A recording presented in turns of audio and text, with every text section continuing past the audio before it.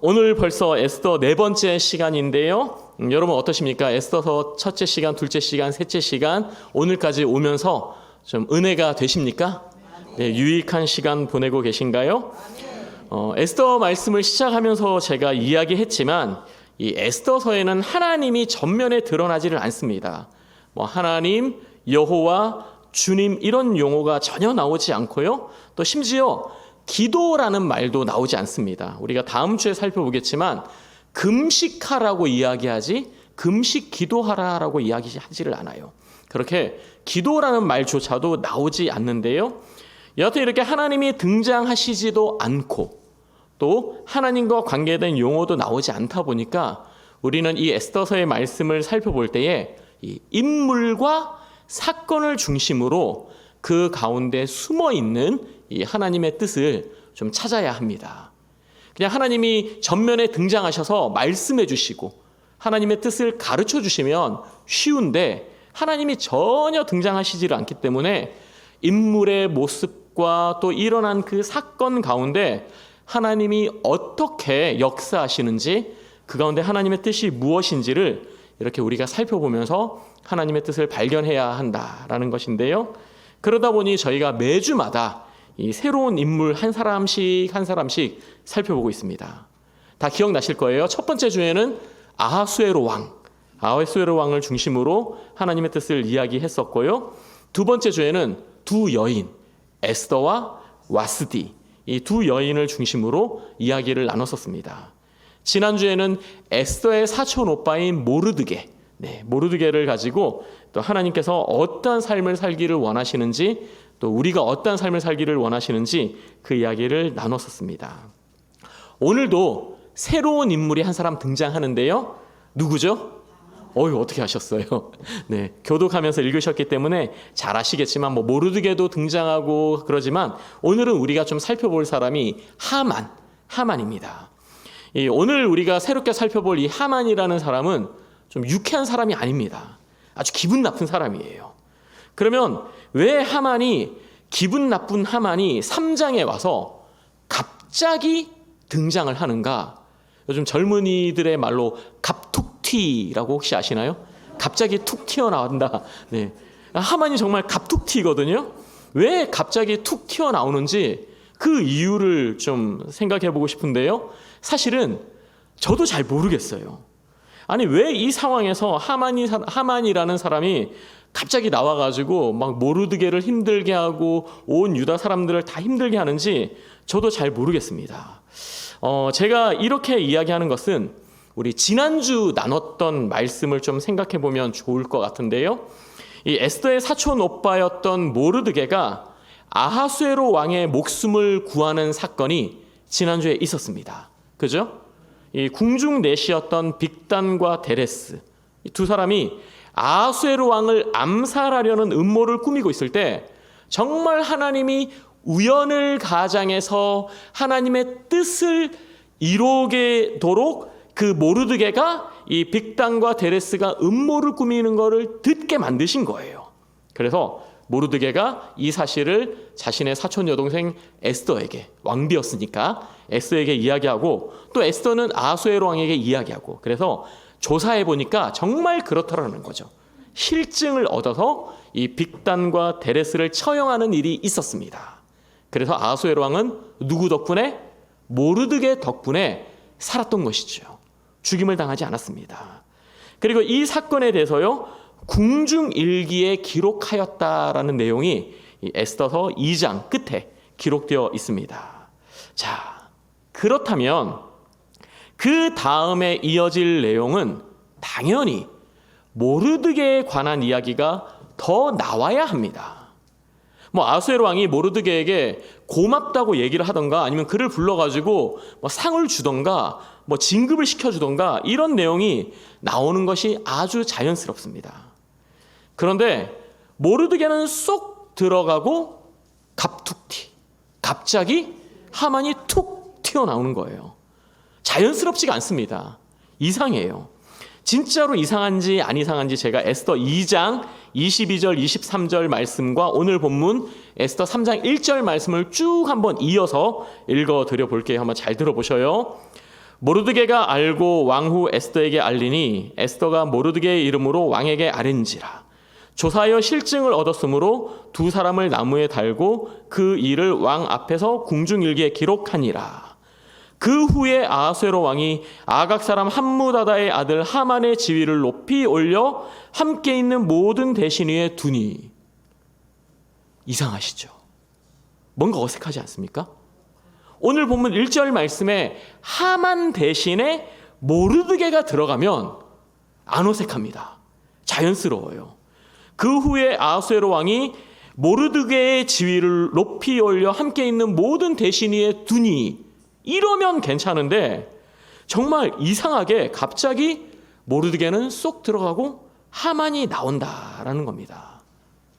왜 그런지 성경은 그 이유를 밝히지 않습니다. 그럼에도 불구하고요, 우리가 이 상황을 이해할 수 있는 한 가지 힌트가 있는데 그것은 바로 3장의 시작을 알리는 첫 번째 단어, 그 후에입니다. 그 후에. 본문의 그 후에는 모르드게가 아하수에로 왕을 구해준 사건이 있고 난 다음에 충분한 시간이 지났다라는 의미를 내포하고 있습니다.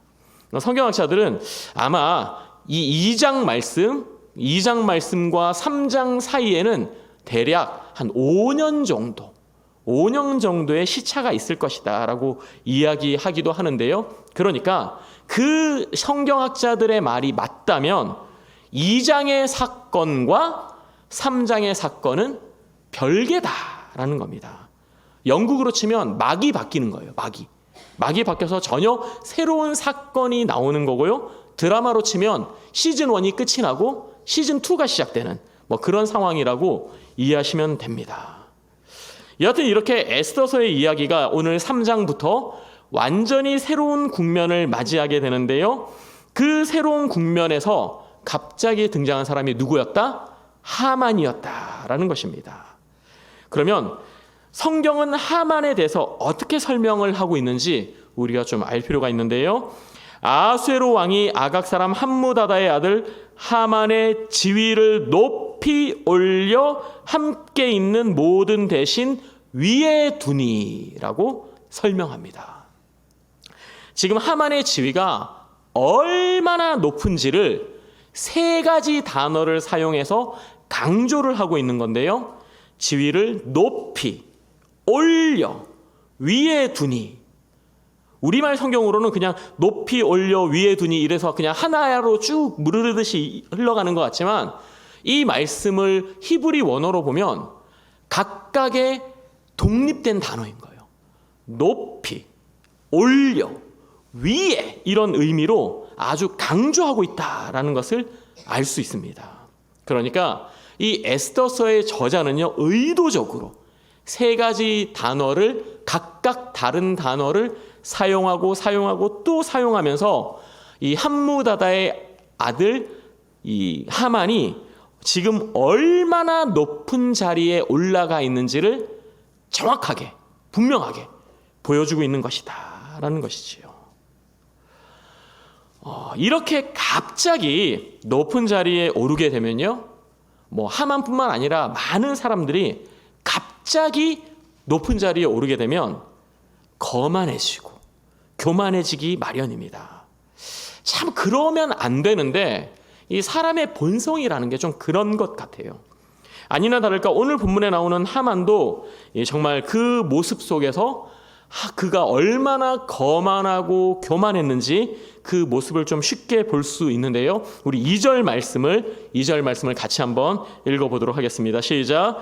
대궐문에 있는 왕의 모든 신하들이 다 왕의 명령대로 하만에게 꿇어 절하되 모르드게는 꿇지도 아니하고 절하지도 아니하니. 네. 하만을 아주 높은 지위에 앉힌 아하수에로 왕은요, 그 하만을 만나면 그에게 꿇어서 엎드려서 절을 하라라고 시켰습니다.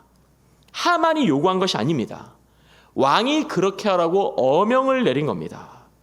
안 그래도 이 하만이 신분이 수직 상승해서 정말 기고만장한 상황인데 왕까지 그의 지위를 높여주면서 존중하면서 다른 신하들에게 야, 너희 길 가다가 하만 만나면 곧바로 무릎 꿇고 절해야 돼 이랬다면 그가 얼마나 거만해졌겠습니까? 하만이 아니라 거만이 됐을 것 같아요. 네.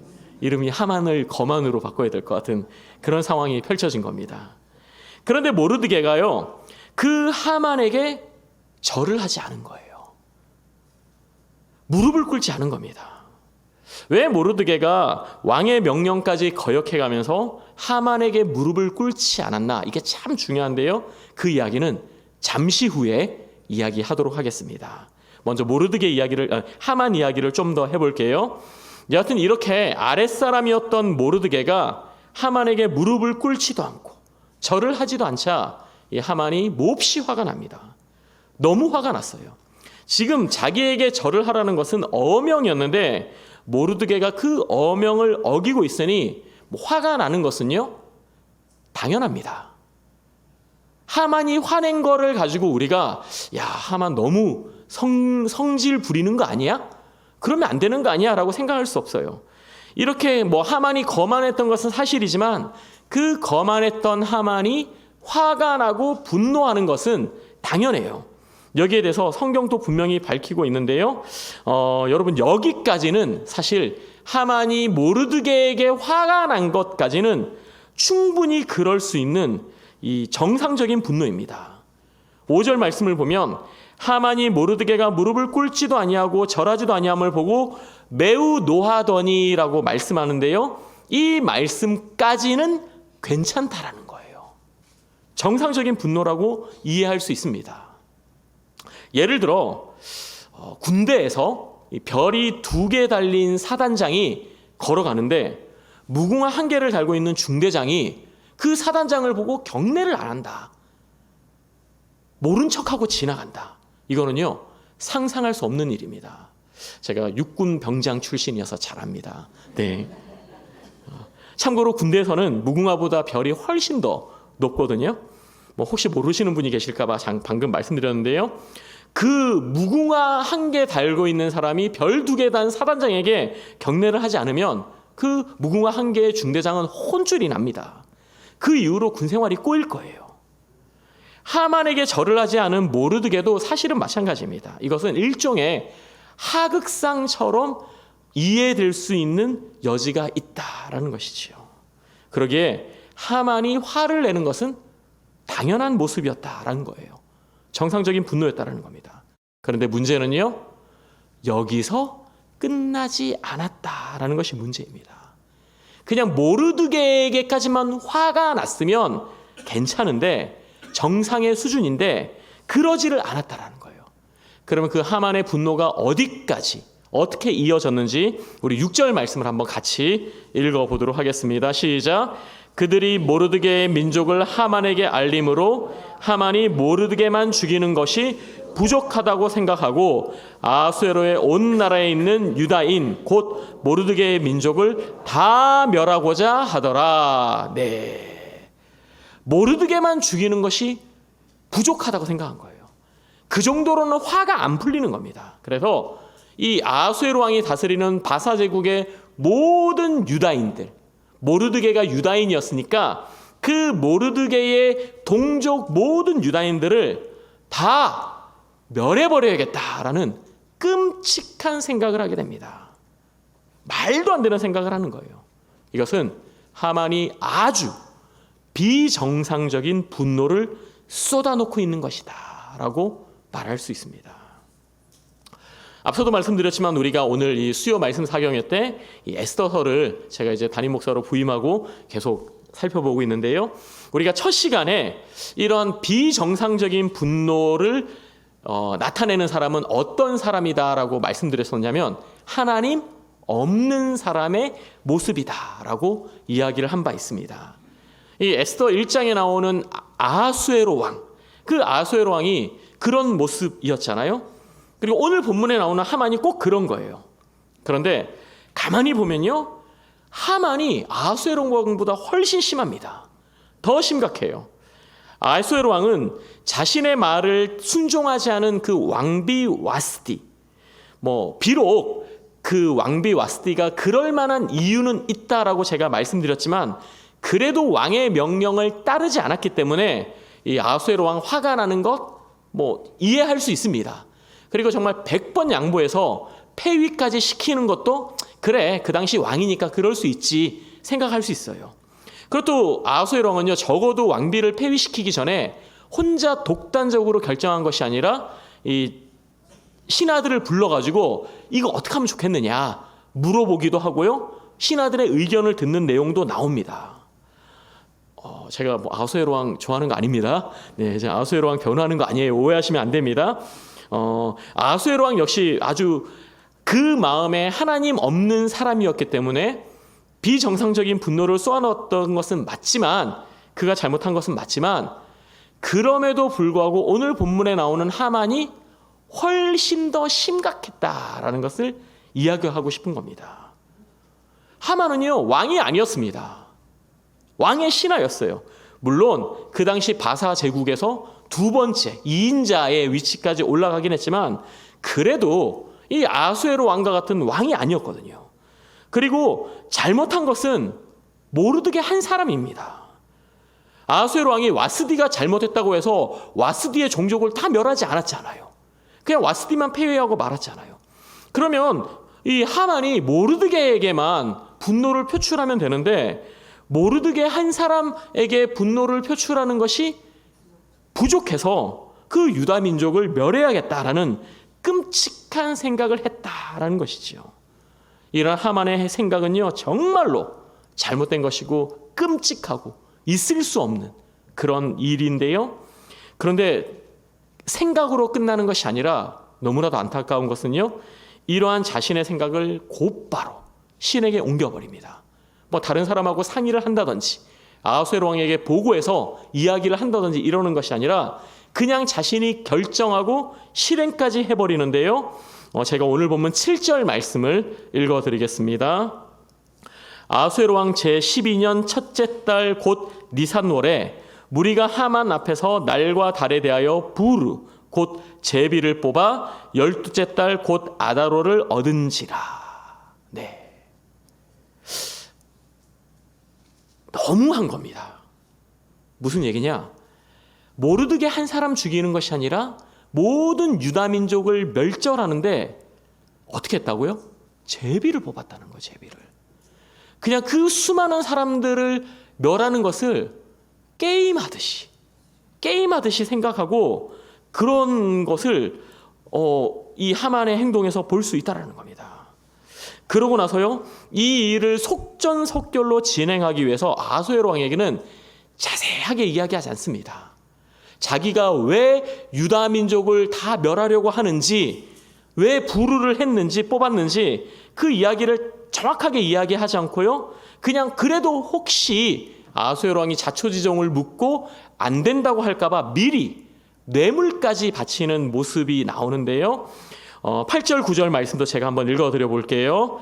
하만이 아하수에로 왕에게 아뢰되 한 민족이 왕의 나라 곧 각 지방 백성 중에 흩어져 거하는데 그 법률이 만민의 것과 달라서 왕의 법률을 지키지 아니하오니 용납하는 것이 왕에게 무익하니이다. 왕이 옳게 여기시거든 조서를 내려 그들을 진멸하소서. 내가 은 1만 달란트를 왕의 일을 맡은 자의 손에 맡겨 왕의 금고에 드리리이다 하니. 네. 요 내용만 봤을 때 그 앞에 모르드게와 하만 사이에 어떤 일이 있었는지, 그가 왜 유다 민족들을 다 멸절하려고 하는지, 아니 그 정도도 아니고요, 그가 멸절하려는 민족이 유다 민족 전체라는 것도 사실은 알기가 어렵습니다. 눈치채기가 어려워요. 그냥 나라의 법을 어기는 사람이 있다면 기강을 세우기 위해서 강하게 다스려야 한다라는 말로밖에 들리지 않습니다. 그러면서 은 1만 달란트를 바쳐버리는데요. 그러니까 아하수에로 왕도 너무 좋아서 정신을 못 차리는 거죠.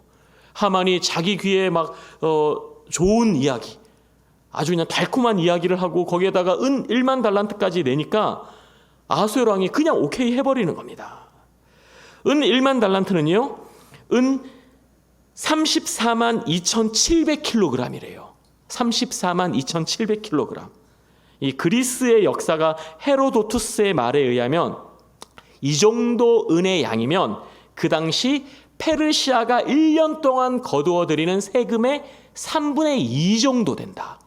1년 나라 예산의 3분의 2 정도 되는 돈을 하만이 바친 겁니다. 왜요? 화가 나서 분풀이를 하려고, 유다인들을 다 멸하려고 이렇게까지 한 거예요. 여러분, 사람이요 거만하고 교만해지면 이렇게까지도 될 수 있는 겁니다. 말 그대로 안하무인이 되는 거예요. 안하무인. 그냥 안하무인, 눈 아래 사람이 없다라는 뜻인데요, 사람이 사람으로 안 보이는 거예요. 그냥 내가 뭐 화가 나면 얼마든지 마음껏 내 마음대로 할 수 있는 그런 대상으로밖에 여겨지지 않는다라는 겁니다. 세상에서 자기가 전부인 줄 알고 그냥 자기만 이 세상에 있는 줄 아는 그런 아주 그런 모습을 하만이 보이고 있다라는 것이지요. 거만을 넘어 교만해지면요, 정말 이 세상에 자기가 전부인 줄 착각하고 살아가게 됩니다. 우리가 이 근대사를 보더라도 그런 사람이 독일에 한 명 있지 않았습니까? 아돌프 히틀러. 정말 뭐 더 설명드리지 않아도 여러분들 잘 아실 거예요. 그가 유대인들을 그렇게 학살할 때 사람이 사람으로 보이지 않았던 겁니다. 그냥 뭐 하만 같은 마음으로 그런 행동을 저지른 거죠. 우리는 그래서요, 이 하만의 이야기가 비단 뭐 정말 수천 년 전에 페르시아 제국에서 있었던 일이다, 옛날 이야기다라고 생각할 수 있는 것이 아니라요, 근대사에도 있었고 또 지구상에 존재하는 다른 나라에도 얼마든지 현재도 있을 수 있는 일이다라는 사실을 생각할 때 이것이 참 우리의 기도 제목이 되고, 정말 우리가 하나님 앞에 이런 어려움을 당하는 사람들을 위해서 기도해야 된다라는 마음을 가지게끔 된다라는 것입니다. 사랑하는 성도 여러분, 이 자리에 계시는 여러분들이라면 절대로 이런 하만과 같은 생각을 할 리도 없고 또 이런 말과 행동을 하실 가능성이 제로이지만, 그럼에도 불구하고요, 우리 역시 한 가지 기억해야 하는 것은 이 정도까지는 아니더라도 우리 역시 자칫하면 거만해질 수도 있고 더 나가서 교만해질 수도 있는 존재이다라는 사실은 늘 인식하며 살아야 합니다.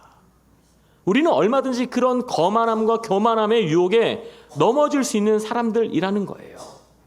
하나님은 우리가 절대 거만하는 삶, 교만한 삶을 살기를 원하지 않으십니다. 처음부터 끝까지 겸손한 삶을 살기를 원하세요.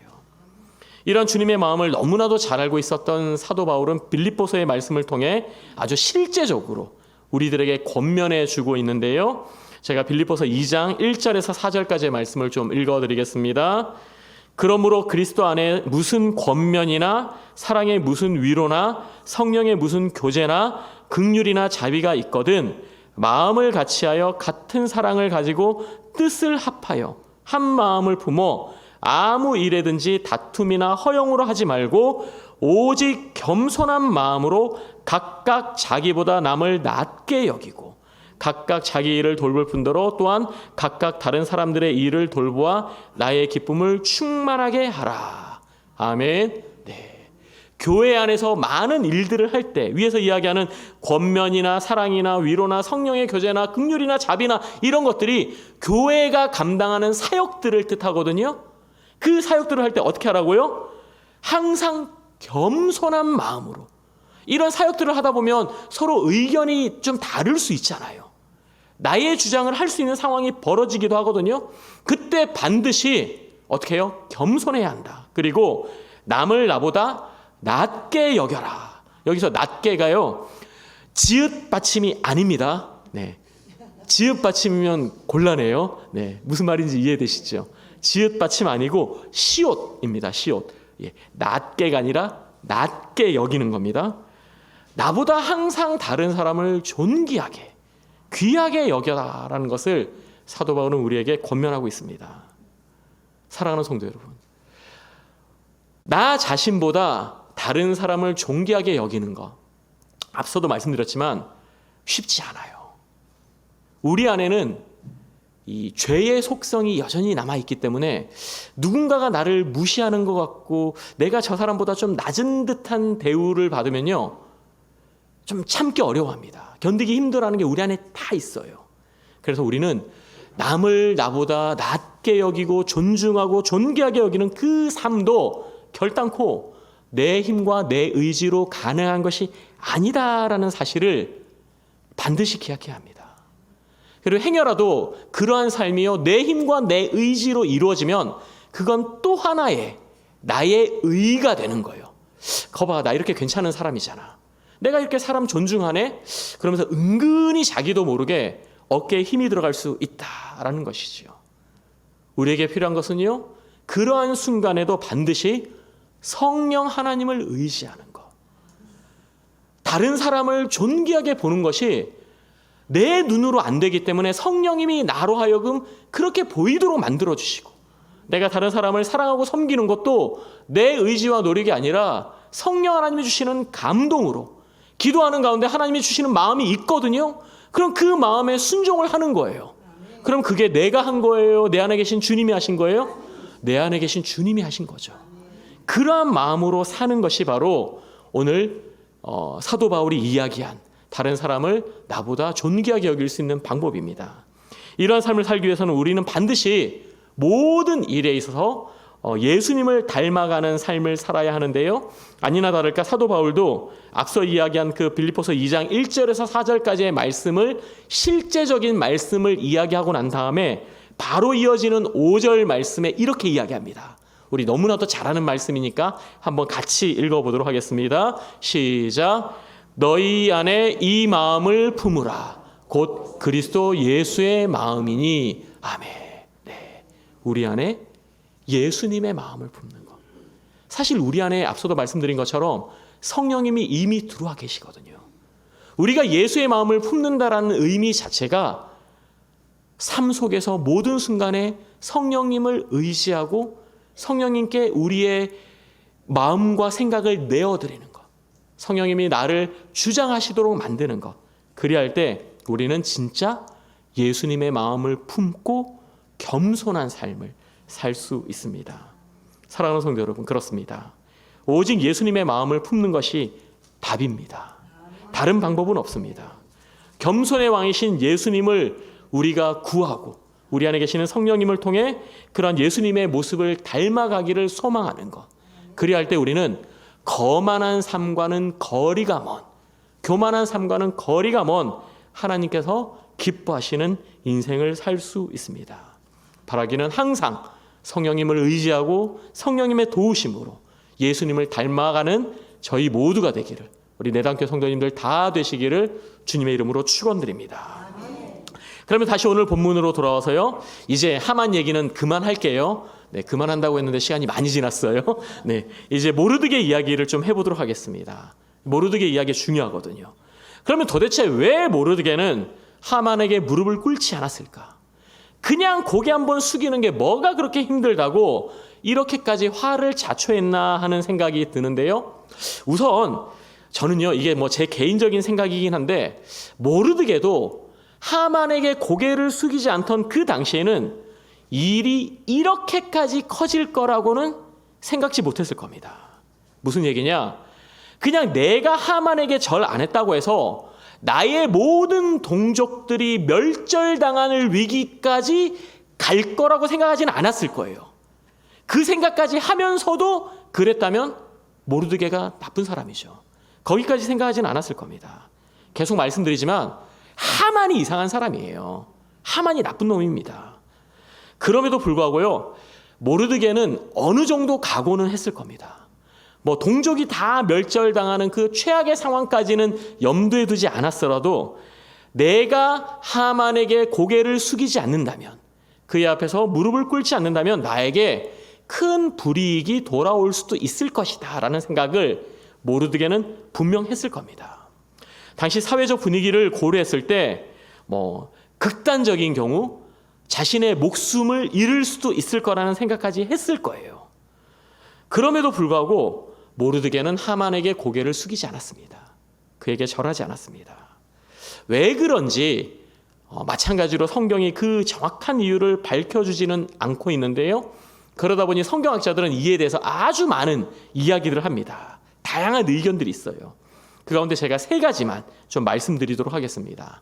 첫 번째는 모르드게가 교만해서 그렇다. 모르드게 역시 교만했기 때문에 그런 것이다 라는 해석입니다. 무슨 얘기냐? 우리가 앞에서 이야기한 것처럼 이 아하수에로 왕의 목숨을 구해준 거는 난데, 내가 상을 받고 나의 지위가 올라가야 하는데 엉뚱하게 이 하만이 지위가 올라가고 하만이 높아지니까 와, 이거 너무 화가 났던 거죠. 그래서 다른 사람은 몰라도 내가 하만한테는 고개를 못 숙이겠어 하면서 하만에게 고개를 숙이지 않았다라는 것이 첫 번째 해석인데요. 그런데 여러분, 만약에 정말 이것이 이유라면 우리가 지난주에 살펴보았던, 그리고 앞서도 잠깐 말씀드렸던 그 2장의 사건이 있은 후에 모르드게가 아하수에로 왕에게 직접 포상을 요구하는 내용이 있어야 합니다. 그가 포상을 요구했는데 왕이시여 나에게 상을 내려주십시오 그랬는데 무슨 소리야? 그 정도 가지고 난 너에게 상을 줄 수 없어. 뭐 이랬다면 모르드게가 화가 나고 하만에 대해서 분노할 수 있지만 그런 내용 나오지 않거든요. 그래서 이러한 신학자들의 이야기는 별로 신빙성이 없습니다. 타당해 보이지 않습니다. 그래서 요거는 제쳐두고요. 두 번째 해석은, 두 번째 이유는 좀 많이 타당성이 있는 이야기인데요. 그게 뭐냐면 민족적 자존심 때문이다라는 이야기입니다. 모르드게가 민족적 자존심 때문에 다른 사람은 몰라도 하만에게만큼은 절을 하지 않았다라는 거예요. 사실 오늘 본문에서도 그에 대한 뉘앙스를 은근히 비춰주고 있는데요. 무슨 얘기냐? 날마다 하만에게 모르드게가 절을 하지 않으니까 다른 신하들이 보고 있기 막 너무 안쓰러운 겁니다. 이러다가 큰일 날 것 같거든요. 그래서 야, 너 왜 그래? 너 하만에게 왜 그렇게 꼿꼿해? 그냥 고개 좀 숙여, 이렇게 이야기를 해요. 그때 모르드게가 뭐라고 얘기하냐면 나는 유다인이다 라고 밝힙니다. 자신의 신분을 처음으로 밝히는데요. 이 자신이 유다인이라는 것, 그리고 하만은 아각 사람이라는 것, 요 사이에 아주 심각한 민족적 갈등이 있었다라는 것이지요. 아각 사람은요, 아말렉의 자손들을 이야기합니다. 아말렉 민족을 이야기할 때 아각 사람이라는 표현을 쓰는데요. 모르드게는 유다 사람 중에서도 누구였죠? 베냐민 지파 사람이었습니다. 베냐민 지파. 성경에 베냐민 지파 사람으로 유명한, 우리가 다 아는 두 사람 등장한다고 말씀드렸죠? 구약의 한 명, 신약의 한 명. 공교롭게 이름이 둘 다 똑같아요. 구약의 사울왕, 신약의 바울이 된 사울. 이렇게 두 사람이 이제 유명한 베냐민 지파 사람들인데, 신약의 바울이 된 사울은 이 내용과 전혀 관계가 없고요. 구약에 나오는 사울왕이 아주 깊은 관계가 있습니다. 사무엘상 15장 2절 3절 말씀 제가 좀 읽어드리겠습니다. 만군의 여호와께서 이같이 말씀하시기를 아말렉이 이스라엘에게 행한 일 곧 애굽에서 나올 때 길에서 대적한 일로 내가 그들을 벌하노니 지금 가서 아말렉을 쳐서 그들의 모든 소유를 남기지 말고 진멸하되 남녀와 소아와 젖 먹는 아이와 우양과 낙타와 나귀를 죽이라 하셨나이다 하니, 요 얘기가 사무엘 선지자가 사울 왕에게 하나님의 뜻을 전하는 내용입니다. 지금 사울 왕이 전쟁에 나갔는데 이 아말렉 사람들, 아각 사람들을 완전히 진멸하라는 그런 이야기가 여기에서 나오고 있다라는 것이죠. 그러니까 옛날에는 유다인이 하나님의 명을 받아서 아말렉 사람을 진멸하고자 하였던 사건이 있었고요.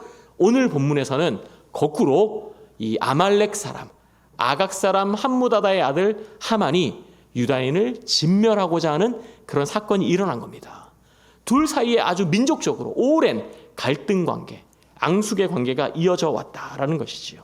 그래서 이 둘의 역사를 서로 너무 잘 알았기에 모르드게가 하만에게 절을 하지 않았다, 고개를 숙이지 않았다라는 해석입니다.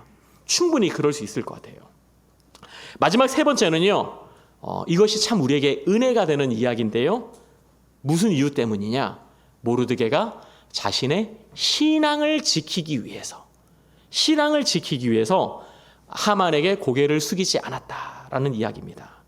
다니엘서 3장에 나오는 이야기, 사드락, 메삭, 아벳느고, 다니엘의 세 친구가 금신상을 향해서 절하지 않았던 것처럼, 절하는 것을 거부하였던 것처럼 모르드게 역시 이 여호와 하나님께만 절을 하고 여호와 하나님께만 고개를 숙여야 하는 그 신앙을 지키기 위해 하만에게 절을 하지 않았다라는 것입니다.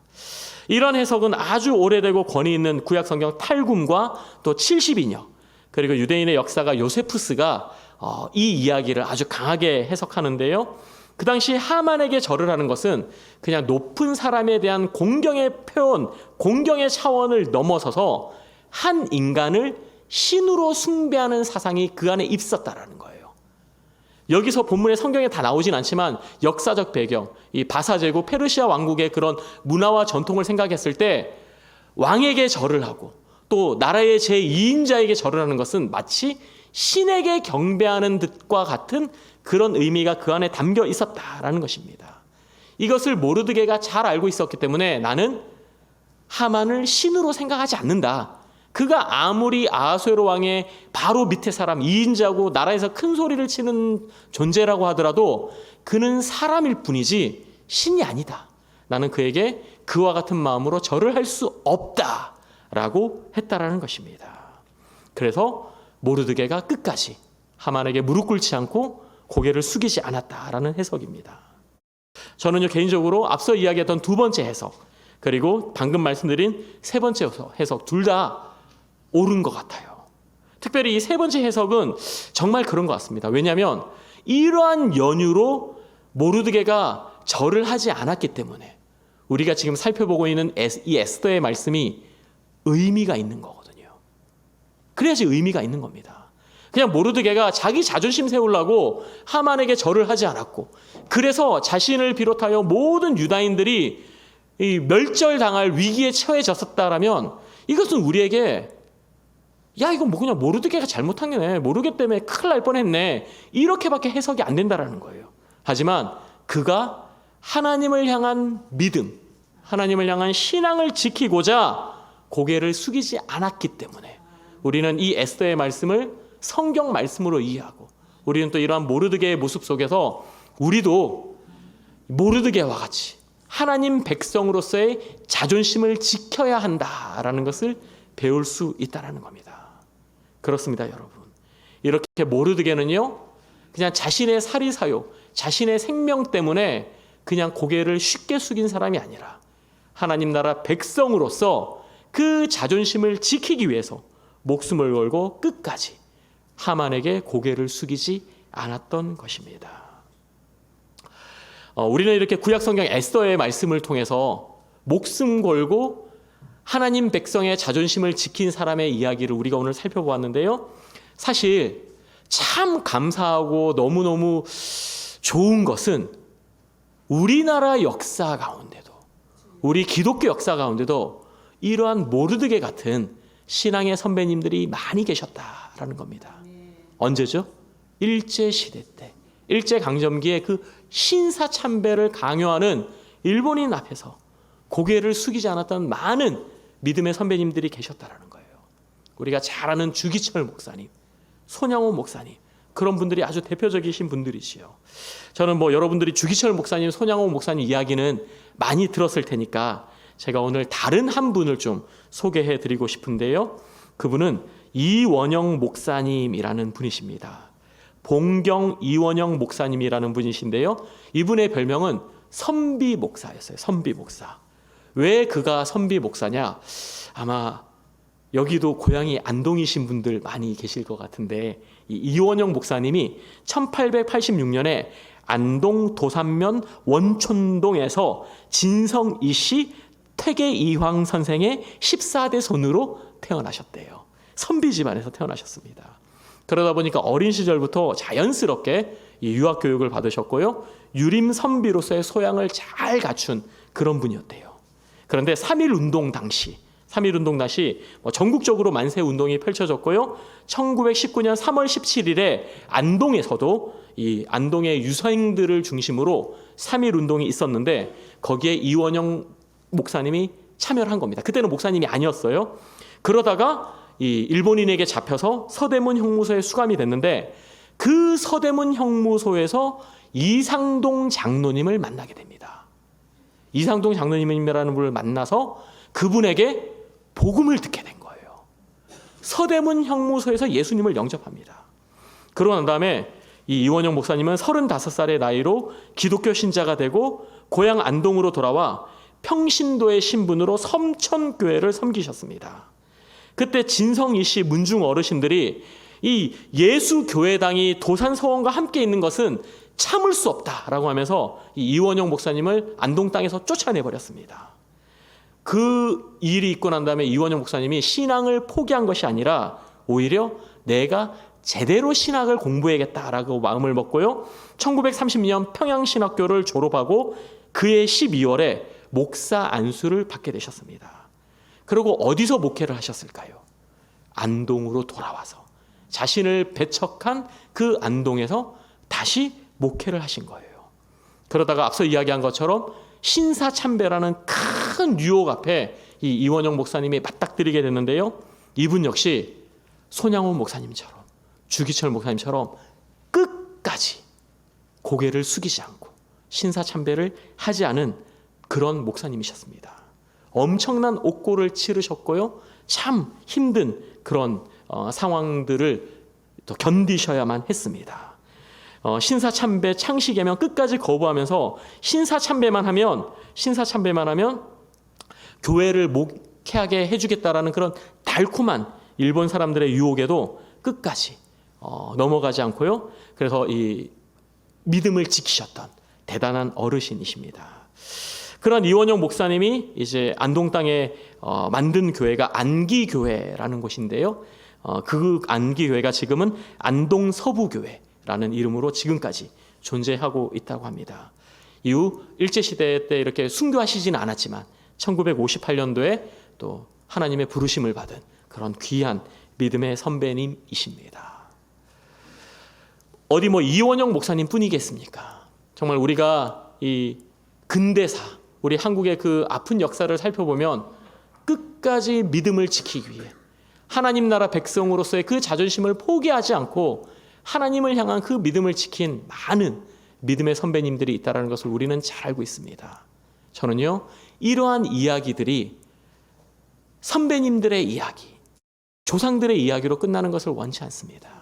이 자리에 계시는 우리 내단교회 모든 성도님들도 누군가가 우리에게 신사참배를 강요하지 않죠. 다른 신을 섬기라고 강요하지 않습니다. 하지만 세상 속에 얼마나 지난 주일에 말씀드렸던 것처럼 눈에 보이지 않는 우상들이 얼마나 많이 있습니까? 우리 주변에는요, 그렇게 눈에 보이지 않는 우상들이 참 많거든요.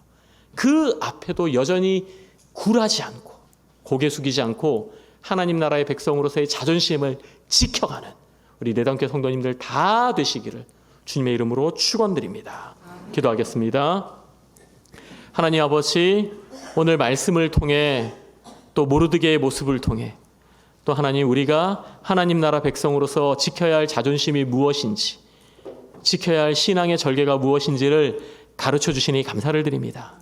하나님, 오늘날 한국 사회가 우리가 예수님 믿는다고 우리를 핍박하고 예수님 믿는다고 다른 신앙을 강요하지는 않지만 여전히 이 세상 가운데는 눈에 보이지 않는 수많은 우상들이 있습니다.